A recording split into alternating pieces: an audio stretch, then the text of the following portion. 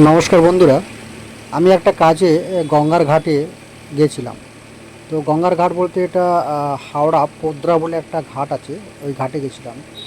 তো দাঁড়িয়েছিলাম, হঠাৎ করে আমার চোখে পড়লো যে নৌকো থেকে যে সাদা বালিগুলো হয়, সেই বালিগুলো তুলে ওই গঙ্গার পাড়ে রাখছে। তো সত্যি কথা বলতে কি, যে আমরা সচরাচর এরকম জানি না। আমরা তো আমাদের পয়সা থাকলে বা পয়সা দিয়ে আমরা বালি কিনি, কিন্তু ওনারা এত পরিশ্রম করছে দেখুন। এই মানে নৌকো থেকে এইখান থেকে বালিগুলো তুলছে, তুলে এইরকম একটা কাঠের পাটাতন দিয়ে নিয়ে এসে এইখানে রাখছে। তো পরিশ্রম যতটা করেন ওনারা, তার পরিশ্রমের কতটা দাম পান সেটা আমরা জানি না।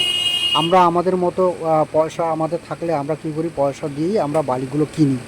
কিন্তু সত্যি কথা বলতে, যে পরিশ্রমের দাম কে কতটা দিতে পারে ওনাদের, তার থেকে যে এই যে পরিশ্রম, দেখুন পরিশ্রমটা যে খুব খারাপ করছে তা নয়। দেখুন এই যে এই কাঠের পাটাতনের ওপর দিয়ে একদম ব্যালেন্সে গিয়ে এই নৌকো থেকে বালিগুলো তুলছে, এবং ওখানে দুজন আছে। তো এখন দেখছি একজন, পরে দেখলাম যে আবার দুজন এসছিল। এই দুজন আর বালি তুলছে, আরও দুজন বালি আছে।